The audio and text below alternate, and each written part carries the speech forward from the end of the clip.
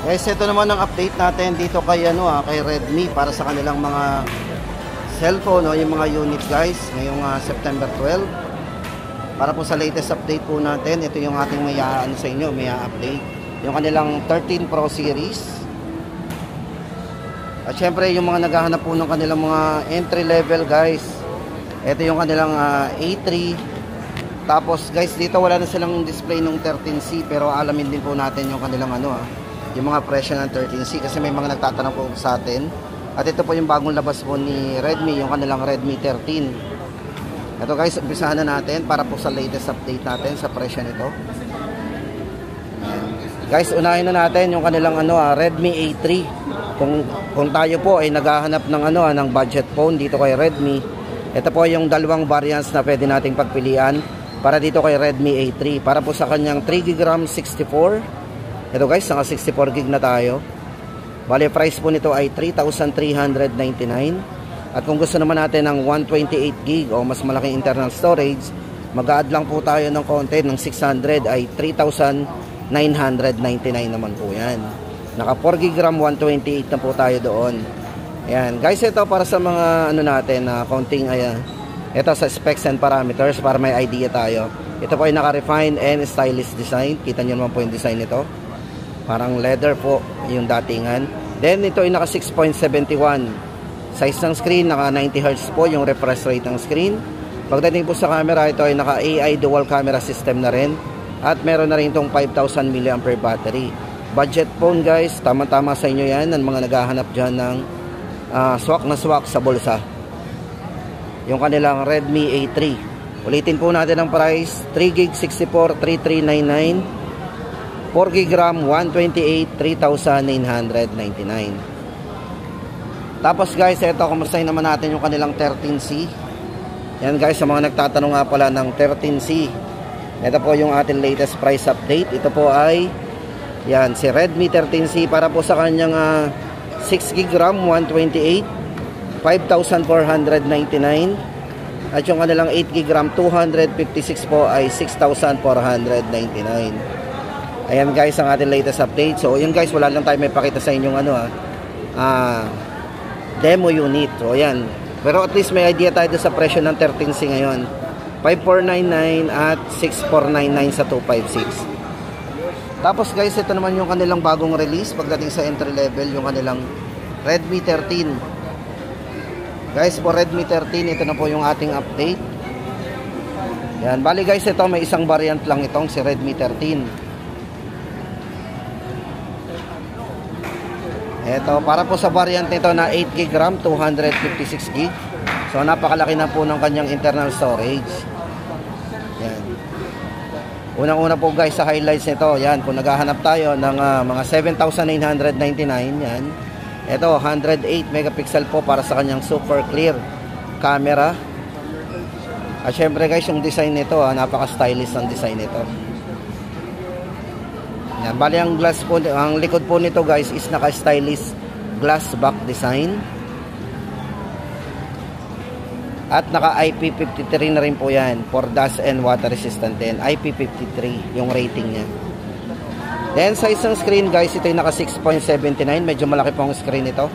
Yan, naka 6.79 full high definition display. Naka 90Hz po yung refresh rate ng screen to para sa kanyang smooth. At pagdating po sa kanyang chipset, ito po ay naka MediaTek Helio G91 Ultra. Yan. Then sa battery guys, medyo tumaas ang battery nito. Meron siyang massive 5,030 mAh battery. At powered by 33 watts fast charging na din. Ayan guys ang ating latest update dito sa kanilang Redmi 13, yung bagong release po nila. At pagdating po sa mga colors na pwede nating pagpilian guys, ito yan. Meron silang blue. Yan, yung purple and yellow. Yan. 7,999 po ang ating update.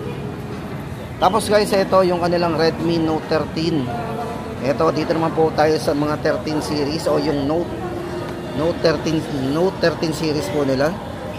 Ito guys, para sa kanilang Redmi. Yan. Redmi Note 13 guys, ito para sa dalawang variants po ng model na to. Yan, para po sa kanyang 8 GB RAM, 128, 7,499. 8 GB RAM 256 po ay 8,999. Tapos guys, ito pag-usapan naman natin yung mga specs po nitong si Redmi Note 13. Ito ay naka super clear 108 triple camera din. Yan. Naka 0.6 din May ultra wide angle po yan. Yan. Tapos ito naka 120 Hz na rin po, full high definition display pagdating sa kanyang yan, naka AMOLED display na rin po ito. So napakabibid ng display nito. 120 Hz full high definition plus AMOLED display. At syempre guys, napakanipis po ng bezel niyan kasi ito ay naka immersive viewing with ultra thin bezel. Then for security guys, ito for security unlock, dito na po tayo maglalagay sa screen ng kanyang secure in screen fingerprint sensor. Yan. Pagdating naman po sa chipset guys, ito ay naka powerful Snapdragon. Yan, check po natin yung chipset yung version po ng Snapdragon ito. Yan, check natin about phone.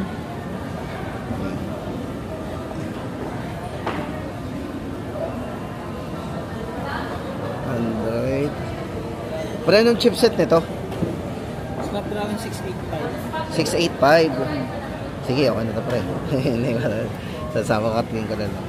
So, ito guys, pagdating naman po sa kanyang chipset, guys, ito yung naka powerful Snapdragon 685. Yan. Then, naka 33 watts fast charging din with 5,000 mAh battery. Ulitin po natin guys, Redmi Note 13. Yan, 8GB 128, 7499 at yung 8GB RAM 256 po nito ay 8,999. Redmi Note 13. Tapos guys, ito naman doon sa kanilang Redmi Note 13 Pro.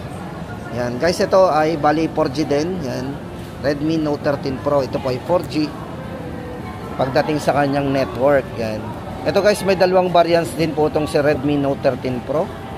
Ang maganda dito guys, ito yung kanyang 200 megapixel po pagdating sa kanyang camera with optical image stabilization. So napakataas po ng camera nito kasi ito ay naka 200 MP.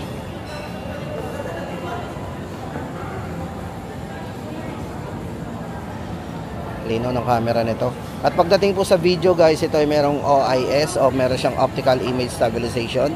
Naka 60 FPS po yung nito yung pinaka smooth nito, kaya smooth to 60 fps yan. Then guys, ito pagdating sa refresh rate ng screen, ito ay naka 120 Hz na rin po, full high definition AMOLED display na rin at immersive viewing with ultra thin bezel din. Napakanipis po ng bezel nito, may experience talaga natin dito yung full viewing experience. At pagdating sa charging guys, napakataas, naka 67 watts turbo charging with 5,000 mAh battery din. Pagdating po sa chipset, ito tama-tama yan sa mga gamer kasi ito ay naka MediaTek Helio G99 Ultra na din. O diba? For security unlock, sa screen na rin po tayo maglalagay ng security. Yan, para po sa presyo guys, ulitin po natin. 8GB 256, yan, 13,999. At para po doon sa kanyang 512GB, o diba? Naka 512 na po tayo. Naka 12GB RAM, ito ay 15,999. O, yan po yung dalawang variants. Tapos guys, ito, punta naman tayo sa mga 5G. Kung 5G naman po ang ating hanap dito kay Redmi, yung kanilang Redmi Note 13 Pro 5G. Ito po yung merong tagline na every shot iconic. Kasi guys, ito ay naka ultra clear 200 megapixel din with OIS camera. Then yung resolution po ng display nito is naka 1.5K resolution 120 Hz na rin po yung refresh rate ng screen. Then size ng screen nga pala nito guys is naka 6.67 display with, yun nga po, inuulit ko, naka 1.5K resolution. Napataas na rin po ng resolution ng screen nito. At pagdating po sa glass protection nito guys, ito ay naka IP54 and Corning Gorilla Glass Victus na rin.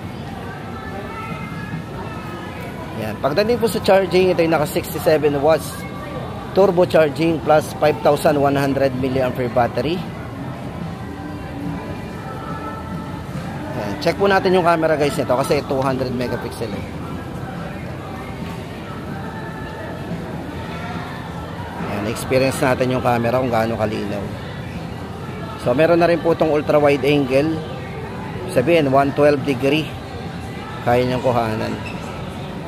Ito guys, para sa latest update po natin, ito pong si Redmi Note 13 Pro 5G guys, ay may dalawang variant. Itong 8GB RAM 256, 16,999. At kung gusto naman natin ng mas mataas, doble po internal storage, naka 12GB RAM 512 po tayo, 18,999. So guys, maganda dito is naka 5G na po. Mabilis ang ating downloading and uploading dyan gamit ang 5G connectivity. Tapos yung last but not the least guys sa ating listahan, yung kanilang Redmi Note 13 Pro Plus 5G. Kung ang hanap naman natin guys na design is naka-curve. Yan, ito yung kanilang model na naka-curve design yan. Ito guys, unang-una din sa highlights ito yung kanyang 200 megapixel na camera para sa ultra clear camera with OIS din. So napaka-smooth din ang video nito.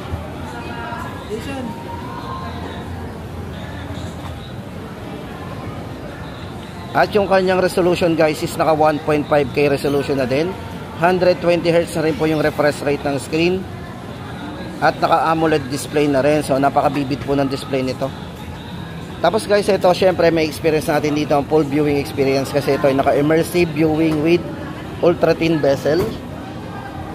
Yan. Syempre guys, hindi pa huli yung kanyang chipset ha. Pagdating sa processor, napakataas po ng processor nito. Ito ay naka MediaTek Dimensity 7200 Ultra. O yung mga gamer dyan, tamang-tama sa inyo ito. Iwas lag tayo dito. At yung kanyang charging guys, napakabilis.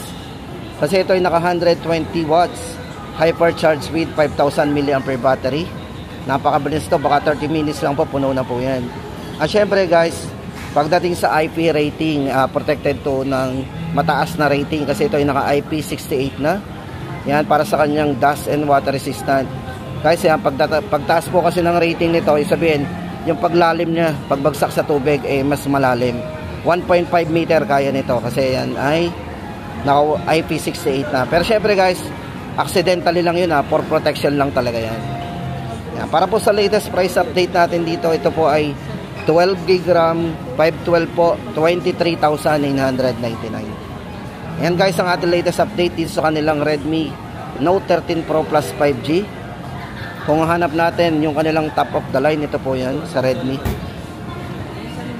At yan guys, ang update natin dito kay Redmi ngayong September 12, 2024.